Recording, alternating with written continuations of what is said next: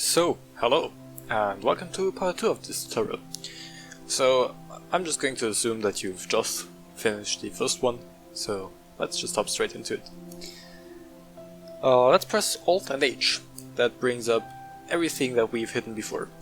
Now it's very small, as you can see, which we won't change. We won't actually scale this up, but we're going to scale this down by quite a lot. The origin point is really messed up right now, but I'm just going to take care of it later. First of all, scale this down. Scale it down quite a bit. We're just going to move this up here, bring it up a bit more, like so, and just scale it until when you bring it up here, it just barely shows this ball. Like so, like, it should show 2/3 of the ball, maybe even 3/4.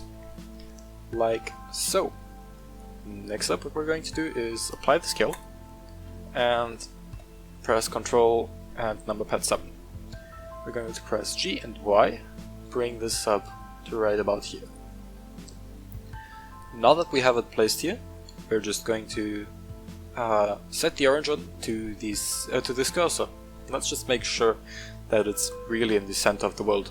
So let's just press Shift S and cursor to world origin. Now we need to press F3 and set origin to 3D cursor. Now this orange dot is right where the cursor is. We can now add in an empty. So press Shift A and search for empty. Here, empty plane axis. Now we can rotate it by the amount that we need to fill in our gaps.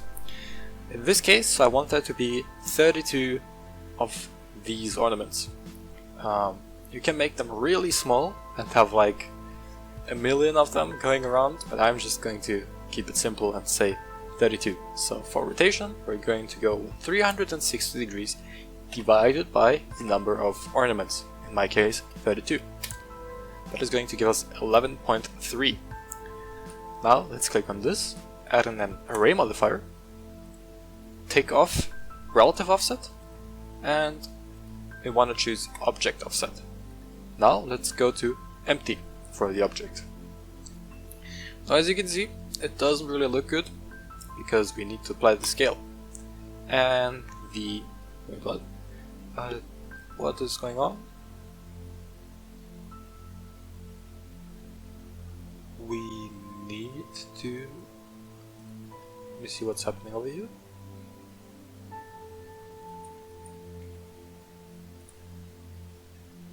Have I selected the right? No, I have not. Empty. Okay, now as you can see, when you select the right object, it actually goes in the direction that you want. So let's just move this up to 32. And that is going to make a perfect circle with those things. Next up, I'm going to simply select this, duplicate it, and right click. Let's just take off the array modifier for this one and for this one. That is the way to normal. Okay, let me see. Okay, yeah. Now we can just rotate this by pressing R, Z, and 11.3 divided by 2. Let's not do that here because it doesn't work. Rotation. 11.3 divided by 2. That is going to set it right there. Now we can apply the rotation, so it's set to 0 again. And once we click on the array, we're going to see that they are both the same distance apart from each other, and we have them being like this full array. But of course we could have done that by just having one array modifier and choosing 64 and dividing it by 64. We want to have one row offset of it. So how am I going to do this? First, I'm going to take off the array modifier again because it does draw a lot of power. It's very demanding, especially when you record, so I'm going to move this down in edit mode because we don't want to move the origin. So press G and Z and bring it down to right about here. Okay, so once we've done that, we can tab out of edit mode and click on the array modifier. As we can see, it's all a little bit lower. When we tick on both, you can see it gives this kind of pattern, which is kind of zigzagging. And that is what I like. Now what we can do is actually combine those. So click on both of them and Ctrl J. That is going to have this effect on it, wait, where there's only two and we can mirror them accordingly. So now what we're going to do is press Shift D, right click, go into edit mode, press A, bring them down, and we want to bring them down by a specific amount, right? So let's just bring them down until those two here overlap.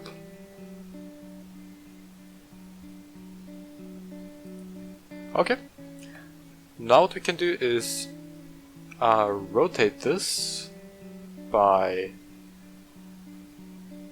specific amount, minus 11.3 divided by 2. Is that it? Yeah, that should be it. Or should it? No, it should not. We need to bring this down even more until those two overlap. Like so. Okay, now if we join this, it should, in theory, give us a good result. And indeed it does. Now what we have to do is bring this in a bit. So it's deselected and choose this X-ray, click and drag, shift click and drag, and now all of it is selected, and press G, Y, and bring it down.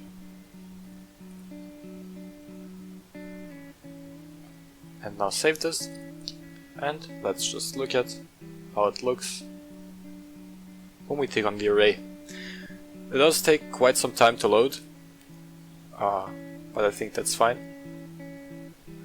Alternatively, because they are very close together, we can just take one,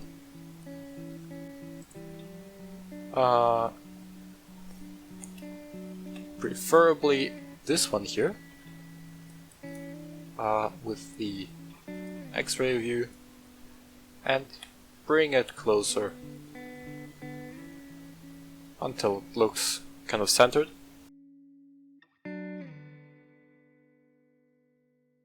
Let's just do it with fewer iterations, so it's faster, especially because I'm recording right now. It's a quite intensive task. So let's bring it up.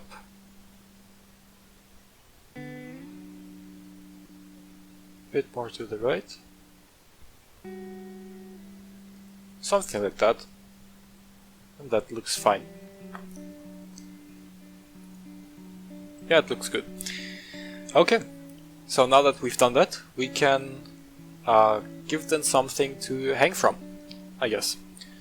So, let us spawn in another cylinder. We're going to make it really low poly. I'm going to choose 8 and scale it down quite a lot. And let's just take off the bevel modifier so it doesn't draw any more power. Let's scale this down. By the way, for viewport display you can always take off those here, and that will basically give you a performance boost in the viewport. As long as you don't take off the cameras, it's going to show in the render, but guess you need to be saving power from the main thing you're working in, right? Don't want to spend all the performance on the viewport. Okay, so something like this. Add an image loop right about here. Scale this down, like so. And next up, just extrude. And delete the top face. Now we can shade smooth, save this, and auto smooth. Now the angle threshold is way too, I don't know, is it too low or too high? It's too high. It's too low. So let's go with something bigger, like 35. 35 is kind of on the edge. Let's go with 40. 45. 45 is too big. 44. 43. 42. Okay, so seemingly we have to change this threshold here. 45. 46.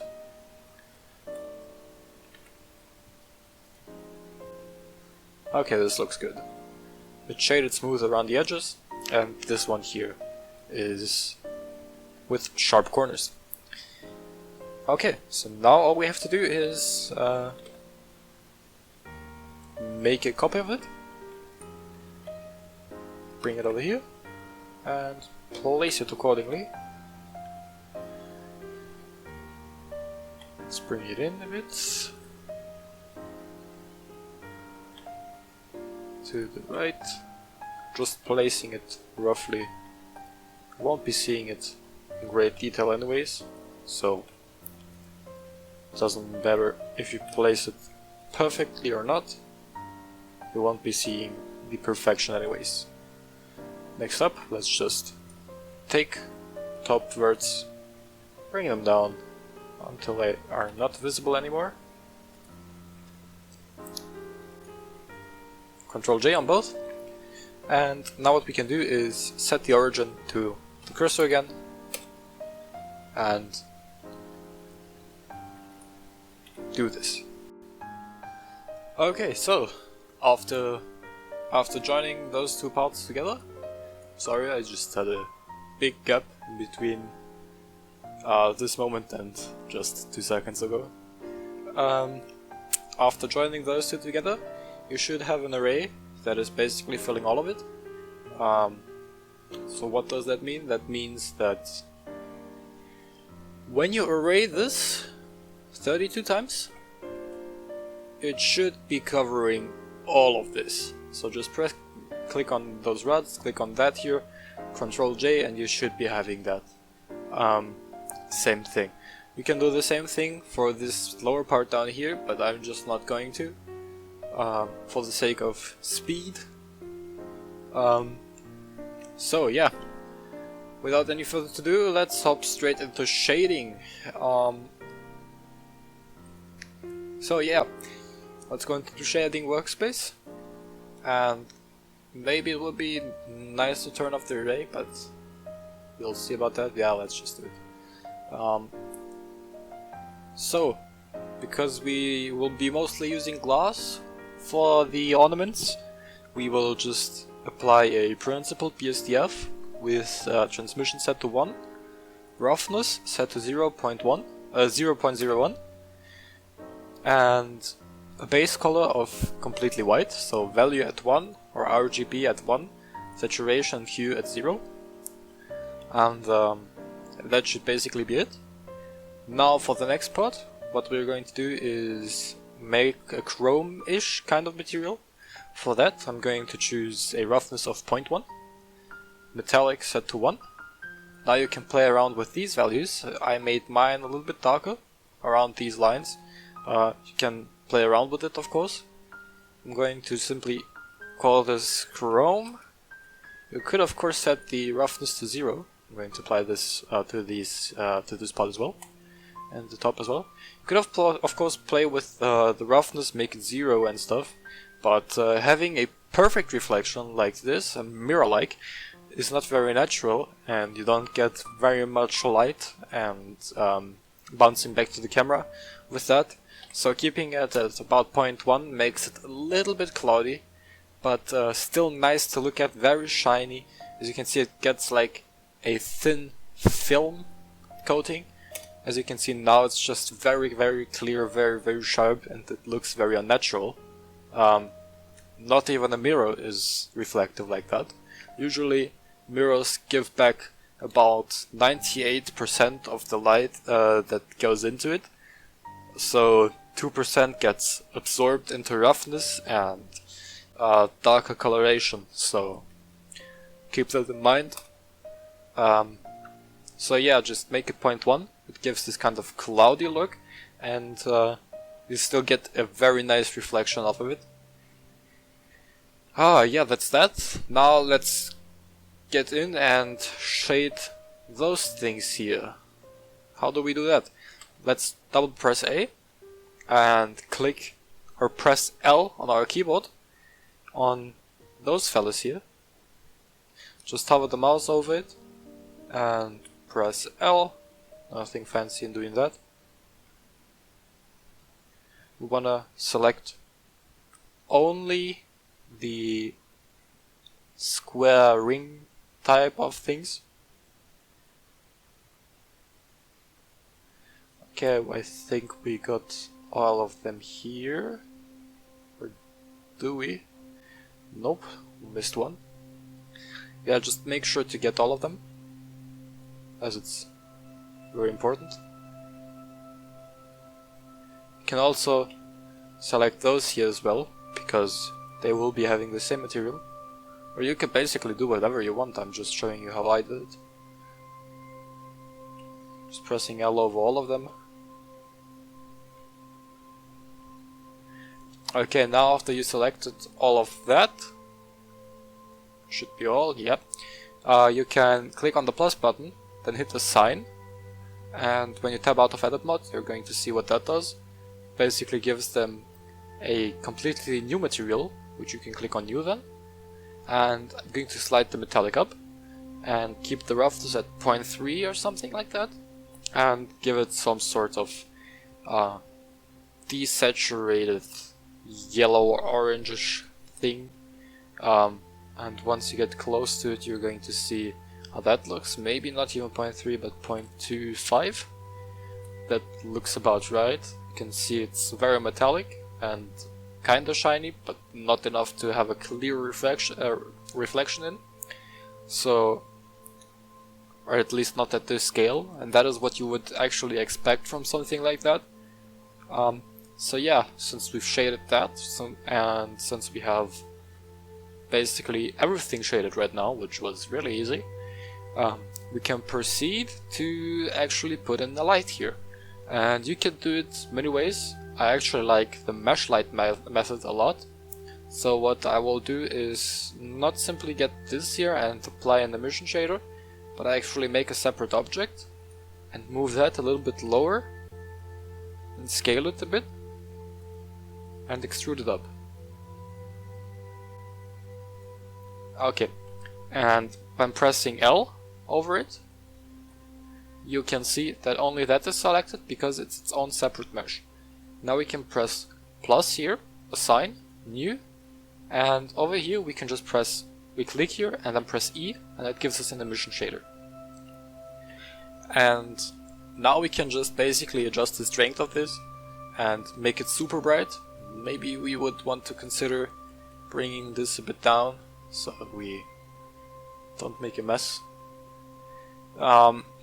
And yeah, now we can just press A, then right click on this here again, Control P, object, and now we can move everything with this top part, and yeah, we have this array, and that basically makes this done. I mean, we have successfully created this. This is the end of the tutorial. I hope you guys liked it. You can download this model for free off of my website until the end of March, so you have about half a month. Probably even something a little bit into the next month, because I usually don't come up in time with my free downloads, and you guys don't give me many instructions on what you want. Feel free to join my Discord server when you need help and stuff. Link is in the description. And yeah, I'll be streaming there a bit, like every couple of weeks. You can join in, talk to me and stuff like that. And maybe find some friends. So yeah, I hope you liked this tutorial. I will see you in the next one. See ya, bye.